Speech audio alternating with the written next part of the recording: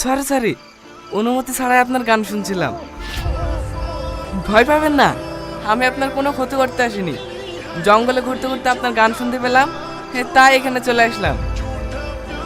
আপনি আমার গান শুনছিলেন? হ্যাঁ, আপনার গানের গলা কিন্তু বেশ সুন্দর। সত্যি? সত্যি অনেক সুন্দর গান করেন আপনি। আমি তো শুনতে শুনতে রাস্তায় হারিয়ে ফেলেছি।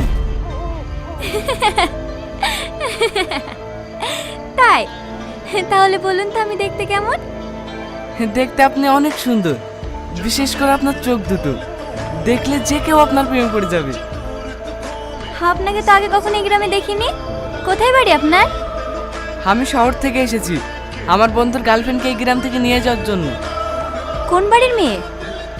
ওর বাড়ি না, ওর মামার বাড়ি থেকে। কি নাম ওর মামার? ঠিক মনে নেই,